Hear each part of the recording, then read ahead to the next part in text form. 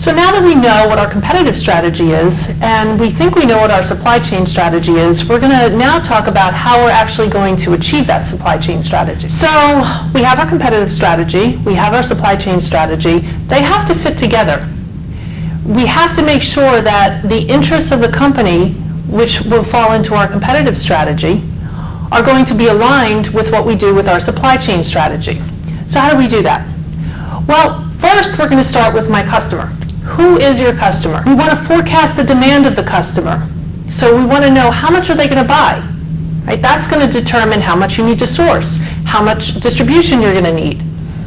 All part of your supply chain strategy. How long are they willing to wait for it? So how responsive do you have to be? Now, let's say you go to the grocery store and you need a gallon of milk and it's not there. Are you going to say, all right, well, I'll come back next week and maybe they'll have milk? No, of course not. You're just going to go to the next store and you're going to buy your milk there. And if that happens repeatedly, you're probably not going to go back to that original grocery store. Other items, so maybe I want the latest iPhone. And so I go to the store to buy the latest iPhone or the latest high-tech gadget, and they just happen to be out of it, but they'll be in within a few weeks or maybe even a couple of days. I'm probably going to wait for it. I'm probably not going to say, well, I really had my heart set on this one, but I'll just take this second best one just because they're out of it. Probably not. I'm probably willing to wait for it. So you have to understand what your customer is looking for. How much are they willing to pay for it? So that's where your marketing strategy comes in. What is the price point that you set for these items? That's going to fall into your sourcing. Right? So if you know that your customers are willing to pay a lot of money, they're going to expect something out of this, and you're going to source better products. And that goes into what are they expecting to receive?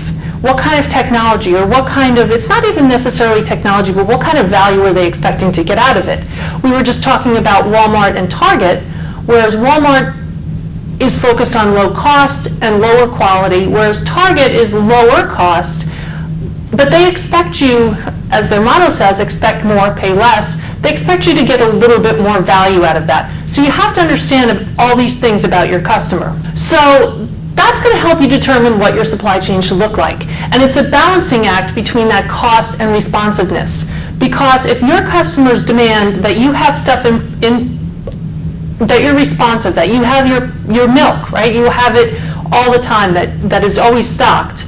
Well, it's very expensive to keep items stocked all the time. So that's going to drive up your cost. You can't be very responsive and very cost efficient at the same time. So it's a balancing act between responsiveness and cost. For example, if your customers demand that their stuff be shipped overnight, well, that's going to cost you a lot of money. So that's going to drive up your cost. So you can't be low cost and expect everything to be shipped overnight. So you have to do this balancing act between efficiency and responsiveness.